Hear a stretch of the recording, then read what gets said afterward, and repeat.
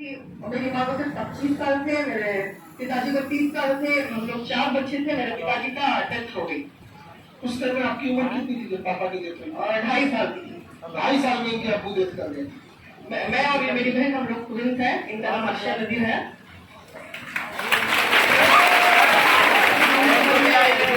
छोटे थे, बड़े बहन भाई और फिर हम दोनों। हमारे अम्मी की फैमिली में ये था कि लड़कियां अपशुगुन होती हैं घरों में। तो हम लोग दो लड़कियां थी। हम पैदा होते ही हमारे मामू थे, मेरे मम्मी के भाई जो थे वो 10 दिन के बाद वो इंतकाल हो गए। फिर हम 2.5 साल के थे, हमारे पिताजी का इंतकाल हो गया। तो हमने एक टैगलाइन दे दिया कि ये अपशगुन है घर के लिए, पूरी फैमिली के लिए ये दोनों लड़कियां अपशगुन हैं। तो सिर्फ नेगेटिव बिलीफ सिस्टम में देख देख के हम लोग बड़े हुए हैं।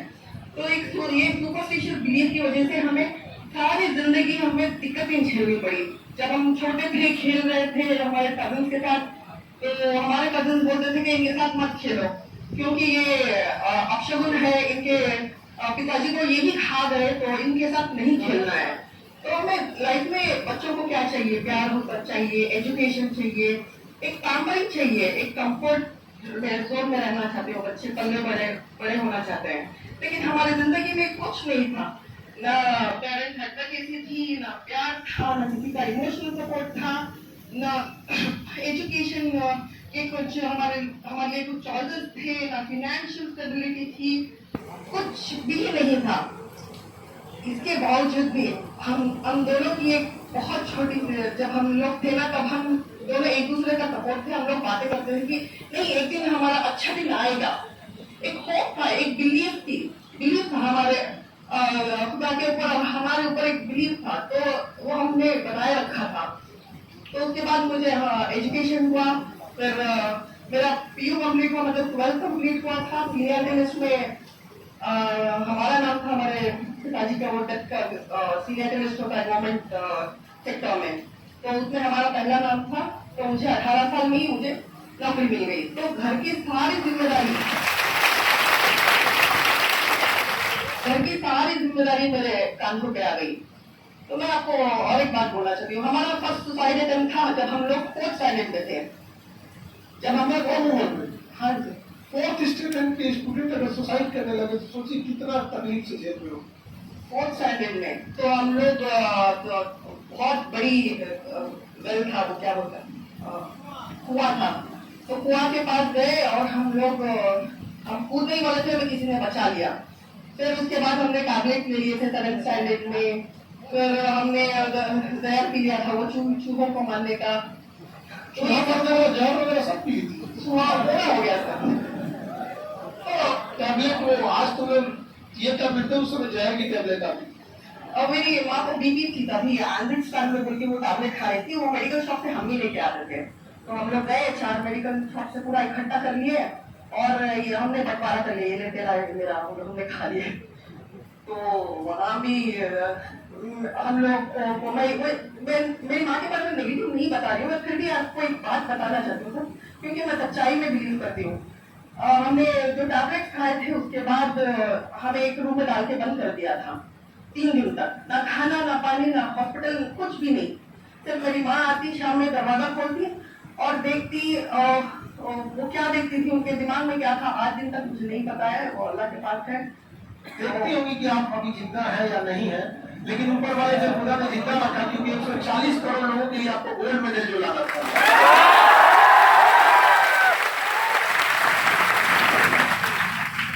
दिक्कतों के साथ लाइफ पूरा कंफ्यूजन, लाइफ पूरा ना, एक सेल्फ रिस्पेक्ट को हमारा सारे लोग मार के रखे थे हमको। ना घर में इज्जत थी, ना हमें स्कूल में कोई चाहता था, ना हमें बाहर जो हमारे जो रिलेटिव्स होते थे वो चाहते थे, कोई नहीं चाहता था। सिर्फ नफरत देखा है मैं जिंदगी में।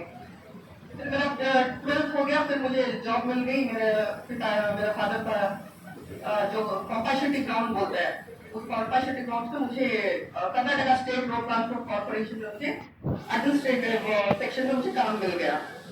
तो वहां पे मुझे दूसरा डिस्क्रिमिनेशन देखना पड़ा।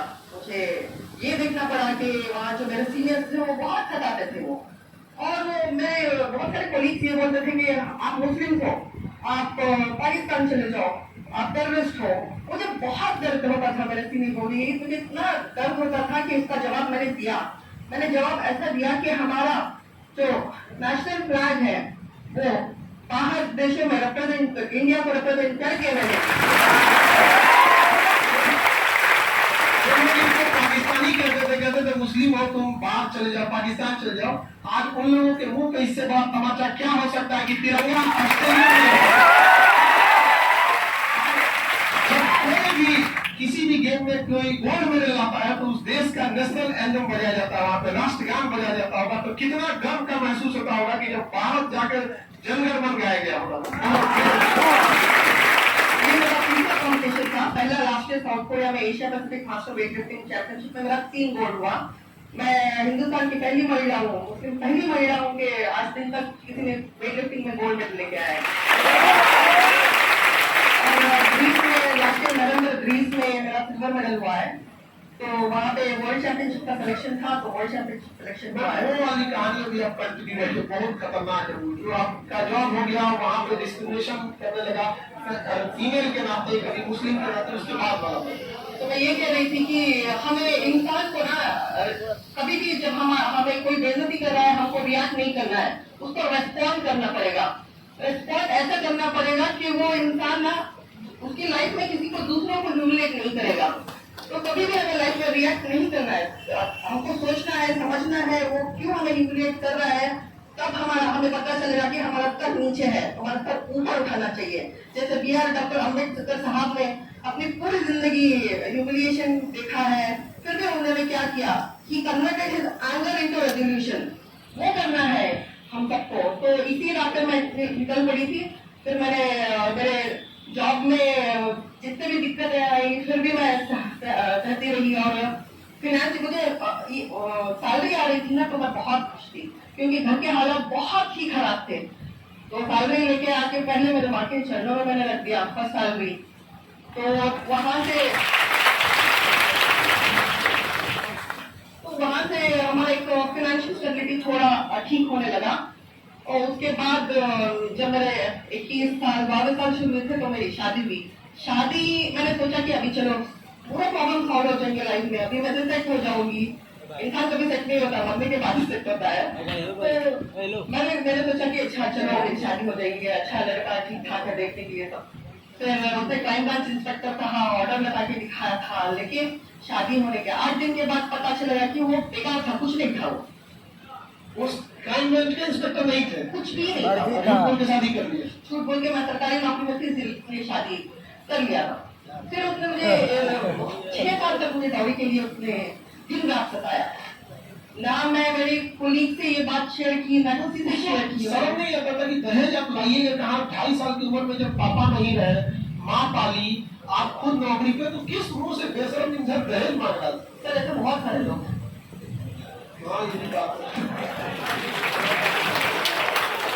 बहुत सारे लोग हैं। तो उसके बाद मुझे मेरा शादी होने के बाद 2 साल के अंदर मेरा बेटा पैदा हुआ। मुझे सिजरियन सेक्शन डिलीवरी से मेरा 5 किलो का बेटा पैदा हुआ। तो ऑपरेशन करता है ना डिलीवरी के लिए, उससे मेरा बेटा पैदा हुआ था। ऑपरेशन के बाद आप वेट लिफ्टिंग कर? जी सर। ऑपरेशन के बाद सीढ़ी चढ़ने का मना कर देता है। ये होता है मोटिवेशन, मतलब ऑपरेशन से लौटा हुआ और उसके बाद सीढ़ी नहीं चढ़ने, बोलता बाल्टी में पानी नहीं उठाना है। आज गोल्ड मेडल लेके आई वेट लिफ्टिंग में।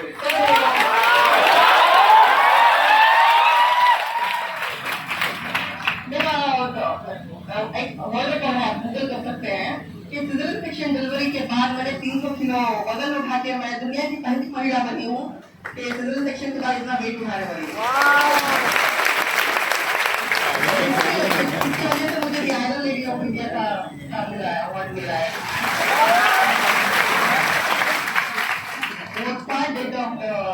था 300 किलो, जो मैं यहाँ कॉम्पिटिशन कर रही हूँ ओलंपिक वेट होता है। तो उसके बाद मैंने 6 साल उसके साथ मैंने बहुत कहा, पूरा वक्त ना मेरे खिलाफ ही चल रहा था। मेरा वक्त ही नहीं आया था। कब तक मेरा वक्त नहीं आया था आप लोगों को मैं बताती हूँ, जब तक मैंने अपने आप के ऊपर बिलीव नहीं किया था।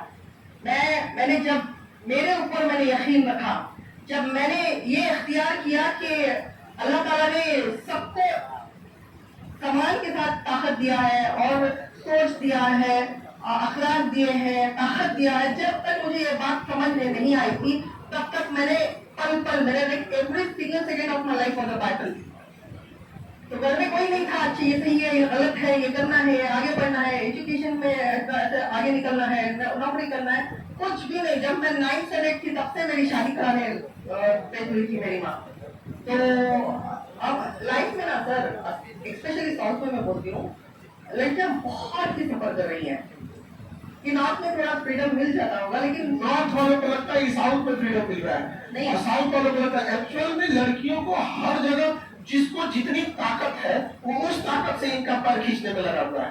अब ये डिपेंड करता है कि कितना ताकत, जैसे आपके यहाँ आपके फैमिली को जितना ताकत था उसने पूरी ताकत लगा दी आपको पीछे खींचने के लिए। इन लोगों के साथ भी लगभग वैसे ही हो रहा है। कमो वैसे हर जगह की कहानी वैसी ही है। बस आप जैसे कुछ लोग आगे आ जाए तो हिम्मत आएगा ये पूरी लड़कियों को। एक दिन ऐसा आया कि उसने मुझे घर से बाहर निकाल दिया, क्योंकि उसके बहुत सारे उसको मेरा अलावा सभी लड़कियां पसंद थी, तो उसने मुझे बाहर निकाल दिया 6 साल बाद। ऐसा इंसिडेंट हुआ, मैं नहीं बताना चाहती, वो मेरा जब मूवी आएगा सिल्वर स्क्रीन पे आप तक देख लेना ये बात।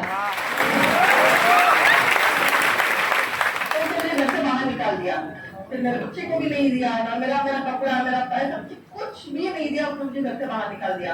अब 2014 में मुझे IAS करनी थी, तो मैंने PF से मेरा लोन किया, मैं गई कोचिंग सेंटर, वहाँ पे पैसे मैंने पे कर दिया, मटेरियल लेके आई, फिर वीकेंड क्लासेस के लिए मैंने पूरा प्लान कर लिया था, क्योंकि मेरे पहले से भी आदत थी रात को 3 बजे से उठने की, पहले से जो तहज्जुद की नमाज होती है ना, तो तब मैं उठ के लड़ती थी।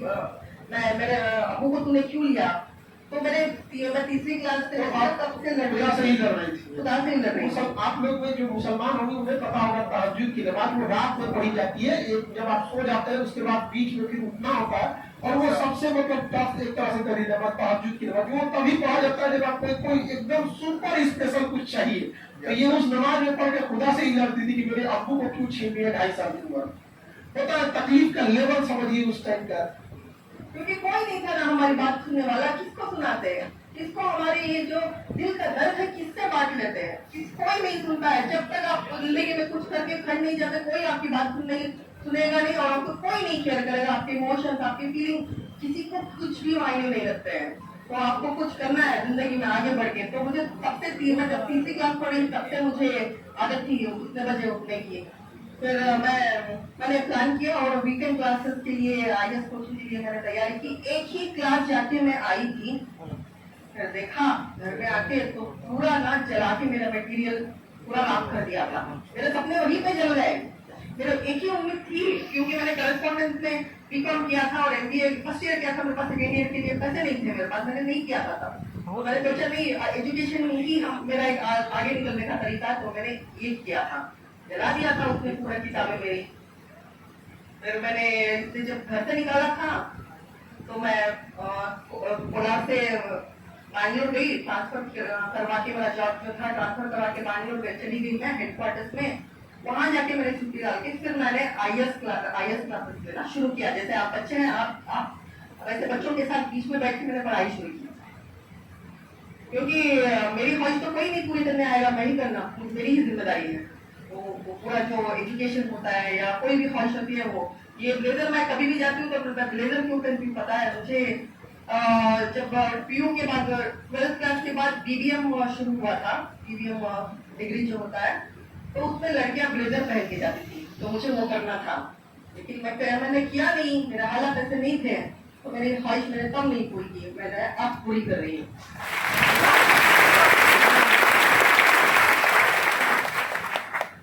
उसके बाद मैंने मेरा बेटा पैदा हुआ, एक साल के बाद ही मैंने जिम जाना शुरू कर दिया था। तो वहां मैं और एक इम्पोर्टेंट बात बताती हूँ आपको, सोशल कंसर्न क्या होते हैं।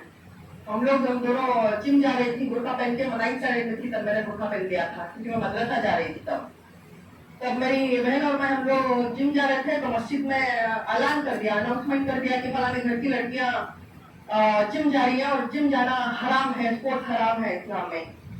तो घर के पास लोग लड़ने के लिए आ गए। तो सोचिए वक्त ना बिगड़ता जा रहा था, हमारे फेवर में था ही नहीं। फिर हमने सोच रहे थे, होप था कि अच्छा वक्त आएगा, फिर भी मुश्किलें आते रहेंगी, जिंदगी इसी को बोलते हैं। हम लोग सोचते हैं कि नहीं ये हो जाएगा तो आसान हो जाएगी जिंदगी, नहीं होगी। जिसको जैसे खान सर बोलते हैं ना, जिसके शोल्डर में जितनी ताकत है उसको उतना ही जिम्मेदारी देगा। जितने आपके कंधे मजबूत होंगी ना, वक्त भी आपको उतना ही बोझ डालते जाएगा। जितना आप किसी भी मूवी में सबसे कठिन रोल बड़े हीरो को ही दिया जाता है, पुष्पा का रोल कोई दूसरा नहीं कर सकता। तो फिर भी मैंने वो नहीं छोड़ा। फिर भी मैं घर पे ही सुबह उठ के घर में ही जितना हो सकता था मैं बॉडी वेट से वर्कआउट करती थी। फिर उसके बाद मैंने स्टेडियम जाना शुरू किया। स्टेडियम में जा रही थी, वहाँ भी मुस्लिमों को बहुत प्रॉब्लम हो गई थी वहाँ पे, और सबको बहुत दिक्कत देते थे लड़के। वहाँ के जो जेंट्स होते थे वो बोल रहे थे कि कुर्ता पहन के स्टेडियम के अंदर नहीं आना है, बाहर वॉक कर लो। तो बहुत सारी दिक्कतें हैं। आप जब मूवी आएगी तो आप देख लीजिए। बिल्कुल। और उसके बाद मैंने कंपटीशन जाना शुरू किया, district level, state level, national पहुंची मैं। ये मैं मास्टर्स करती हूँ। मास्टर्स मतलब 30+ कैटेगरी जो होती है उसको मास्टर्स बोलते हैं। मुझे बचपन में एक भी चीज का अपॉर्चुनिटी नहीं थी। मैं क्या करूँ? अगर मेरे अबू जिंदा होते तो मैं आज एक ओलंपियन होती या IAS अफसर होती, ये तो पक्का है। लेकिन मुझे नहीं मिला अपॉर्चुनिटी, तो मैं क्या करूँ? इसलिए मैं 30+ कैटेगरी में मैंने खेल इंडिया को रिप्रेजेंट करना शुरू कर दिया, क्योंकि मुझे मेरे हिंदुस्तान के लिए, मेरे देश के लिए मुझे कुछ करना था। मुझे बहुत बड़ा जज्बा था, है और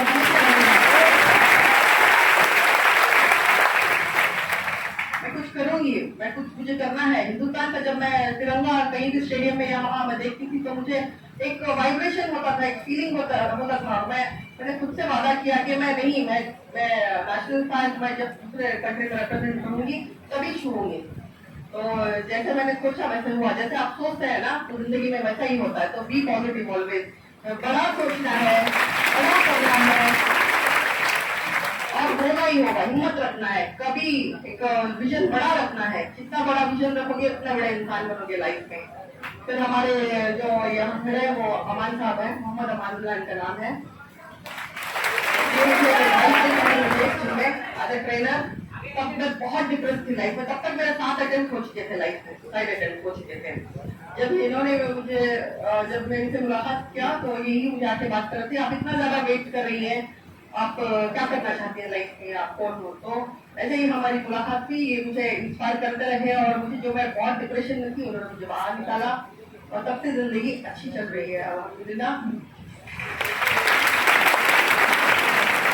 ऑस्ट्रेलिया जाने के कुछ ही दिन पहले आपकी मम्मी का इंतकाल हो गया था, आप मैसेज ली थी उस टाइम?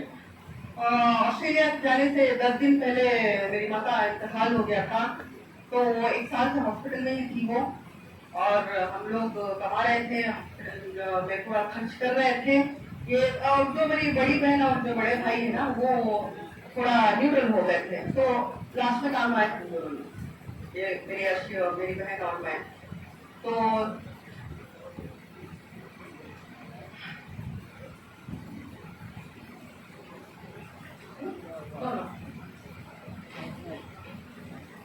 मेरी अम्मी का इंतकाल हो गया था। मुझे बहुत दर्द हो रहा था तब। फिर मैं वो डिप्रेशन आपने जब मैसेज आया था कि आपकी माँ के बारे में सुने, तो हम उस समय एकदम टेंशन में आ गए कि अब ये किस तरह से एक छोड़ के इंडिया ऑस्ट्रेलिया जाना है, और एक लेडी जिसको घर से इतना सताया गया हो। सीजेरियन सेक्शन से जब किसी के घर का होता है तो उसे बहुत सारे प्रिकॉशन फॉलो करने होते हैं, आप तो जानते हैं इस चीज को। तो हमको ना एक दिल में उदासी थी कि अब पता नहीं क्या होगा मेरा देश के लिए, क्योंकि मेरे तो आपको मिला है लेकिन फर्क पूरे देश के 140 करोड़ लोगों को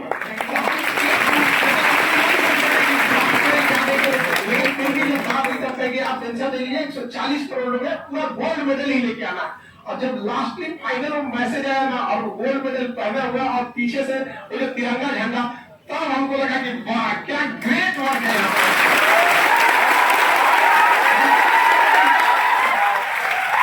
वक्त कितना सता सकता है किसी को। आज वक्त को भी अपने आप पे अफसोस होता होगा कि किसी की इतनी इम्तिहान न लिया जाए। वो इंसान आखिरी वक्त है, लेकिन कभी भी हार नहीं मानना है। सोचिए कितना तकलीफ हो सकता है। मेरे बेटे को उसने मुझसे दूर कर दिया। ये एक माँ को ना बहुत दर्द की बात होती है, और मैं जब भी रात के 2 बजे भी मेरी आंख खुलती थी तब मेरे आंख में आंसू रहते थे। तो मुझे वो जब मैं वर्कआउट करती थी तो मैं हुडी पहन रही थी, पहन के वर्कआउट जब मैं कर रही थी मुझे नहीं पता चलता था कि मेरा आंसू कौन था और मेरा पसीना कौन था। तो मुझे मेरा बच्चा मुझे आज दिन तक भी बात भी नहीं करता है। जब भी वो मुझे, मैंने लास्ट टाइम बात करने की उससे कोशिश की थी, मैं गई थी तो उसने कहा आप कौन है। मैं वहाँ से वहाँ के डिप्टी कमिश्नर है ना, उनके हेल्प की तरफ से वो बच्चे को बुलाया था और उनके ऑफिस को बुलाया था, लेकिन उसने मुझे पहचानने से भी मना कर दिया। उसको पता है वो मुझे बहुत नफरत करता है। वो एक दिन ऐसा आएगा वो मुझ पे गर्व करेगा। बिल्कुल इतना कंजर्वेटिव होने की जरूरत नहीं है। जब इंसान छोटा होता है ना उसका अपना परिवार होता है। आपके लिए 140 करोड़ परिवार है यहाँ पर।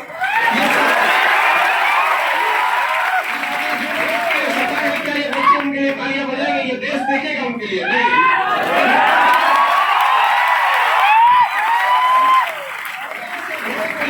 तो घोड़े को लगता है कि उसे तकलीफ दिया जा रहा है, जबकि हकीकत में कि उसका मालिक उसे जिताना चाह रहा था।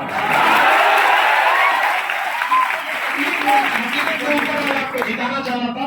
शायद अगर आपकी जिंदगी में इतनी तकलीफ नहीं हुई रहती तो आज देश आपको नहीं सुन रहा होता। शायद ये बच्चे भी आपको देख के मोटिवेट नहीं हो रहे थे। आप भी एक नॉर्मल जिंदगी जी रही होती और जैसे सब आते हैं इस दुनिया में चले जाते हैं, शायद आप किसी के रोल मॉडल नहीं बनी रहती। तो एक स्ट्रॉन्ग संदेश देना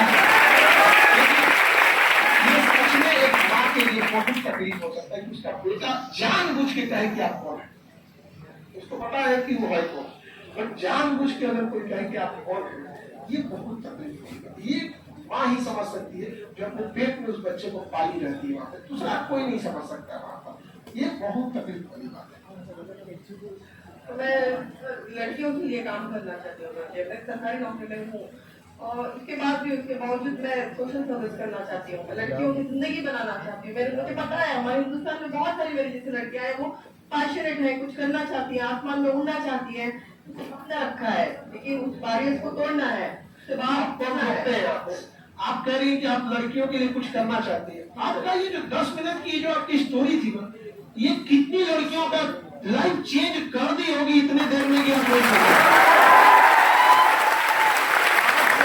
जो करना चाह रही थी ना, आप ये जो गोल्ड मेडल लेके आपने कर दिया वो, अब ये कहिए कि और करना है। ये मत कहिए कि हमें अब करना है, अब जो हुआ है उसके बेहतर और बेहतर करना। और जो आप कही थी कि ब्लेजर पहनने का शौक था, ब्लेजर तो कोई भी खरीद देता, उस पर गोल्ड मेडल लगाना ये सबसे बस की बात है। जो मैंने वर्ल्ड रिकॉर्ड किया है, एक मिथ है, स्पेशली हिंदुस्तान में एक मिथ है कि सिजरियन सेक्शन डिलीवरी के बाद हम वजन नहीं उठा सकते और सीढ़ियों पे नहीं चल सकते।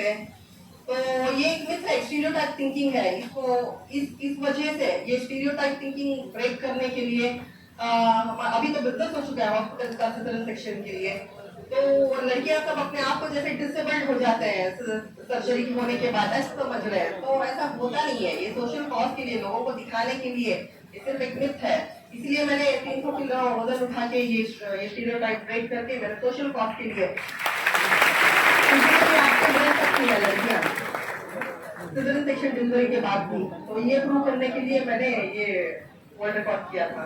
और मेरा दूसरा वर्ल्ड रिकॉर्ड अभी शॉर्टली 2 महीने में है कि मैं स्कैनिंग जो है वो सीख रही हूँ।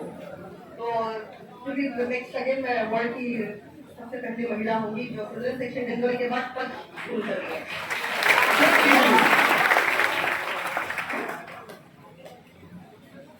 आप क्या खींचने वाली हो? जी सर जी।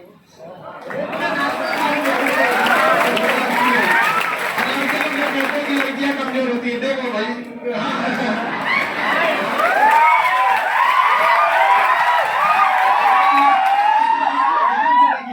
उनके में कहीं ना कहीं एक शर्म झलक रहा है। ये चीज बहुत होती है। देखिए कई बार क्या होता है ना कि एक कोई ये लाइन है ना, हम इसे छोटा नहीं कर रहे, बट आपने क्या किया ना, ऐसे कर दिया है आपने। पर ये वाला अपने से उसका छोटा लाइन लगा रहा है। ये सोच रहे हैं कि नहीं हम घर जाके उसकी बहनों को सपोर्ट करेंगे, फिर शादी होने के बाद बीवियों को सपोर्ट करेंगे। बिल्कुल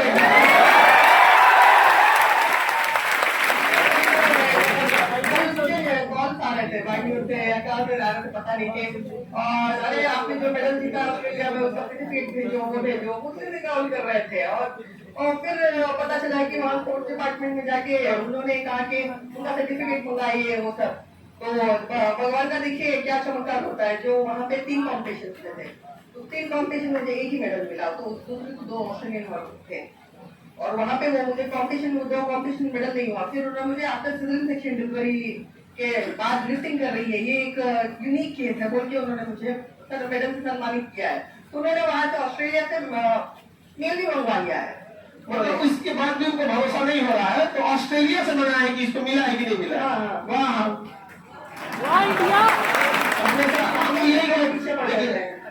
मतलब कामयाब इतना बनिएगा कि लोग आपको रोकने के लिए कोशिश नहीं, साजिश करें। लेकिन कितना ही कर सकते हैं कि सूरज कितना चमकले समंदर नहीं सुखा सकता। बहुत इंस्पायरिंग स्टोरी आपकी, और इतना संघर्ष की कहानी। अब इतने संघर्ष के बाद बहुत लोगों की कहानियां आती है, वो अपने आप को स्टेबल बना लेते हैं, अपने परिवार के लिए हो जाते हैं, पैसे से फ्री हो जाते हैं। लेकिन आपने जो इतना संघर्ष करके एक देश का नाम रोशन किया है, उस 140 करोड़ लोगों में हम लोग भी है जिसको आपके ऊपर नाज है, और इस देश के लिए जो आपने गोल्ड मेडल लिया है बहुत बहुत। और वो मुझे ट्रेनिंग में सब कुछ मैक्सिमम क्रेडिट जाता है। बहुत आप लोगों को बहुत ऐसे सारे लोग सपोर्टिव रहे, ताकि बेटियां जो है वो उड़ सके। एक पक्षी कभी भी अपने एक पंख से नहीं उड़ सकता। तो सोचिए अगर इन्हें घर में रख दिया तो शायद देश का आज गोल्ड मेडल कम हो जाता। तो मैं बहुत बहुत आपका कॉन्ग्रेचुलेशन, और आप लोगों के लिए भी बहुत बहुत आपको इंस्पायरिंग मिली होगी यहाँ पे। अभी ना सब लड़के को लेकर मिलेगा। कुछ बोला आपको?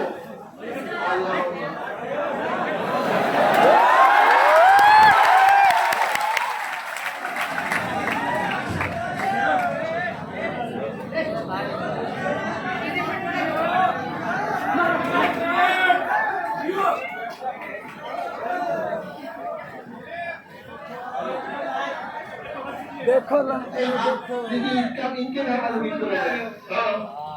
So every woman should have 2 weapons in their life. One is education and one is sports. इस दोनों चीजों से आपकी जिंदगी से आप आसमान में उड़ सकती हैं, और जब आप नेशनल कर लेंगी तो आपको सरकारी नौकरी मिल जाएगी।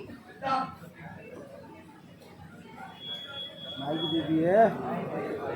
अभी दिखाना, अभी वीडियो जो ये है वो दिखाना, वो मान जाएंगे। बिल्कुल, घर वाले लोग देखेंगे तब समझ जाएंगे। और आप भी गोल्ड मेडल लाए, जो आप की तो गोल्ड मेडल लाए तो इनको बुला के लाए, आप आइएगा जरूर।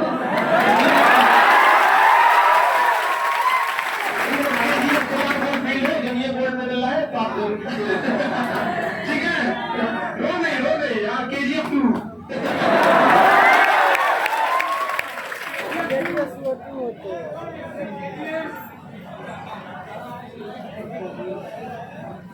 मैं सारे हिंदुस्तान के मेरे भाई और बहनों से मैं एक विनती करती हूँ कि लड़कियां जो पैशनेट है, कुछ करना चाहती हैं, उनको एक मौका दीजिए। एक मौका देने से ये सब होगा, ये सब सामने आई। ऐसे बेचारे कितनी लड़कियां हैं जिनके माँ बाप उनको सपोर्ट नहीं करते हैं। सारे माँ बाप से हाथ जोड़कर विनती है, एक बार थोड़ा इस बेटी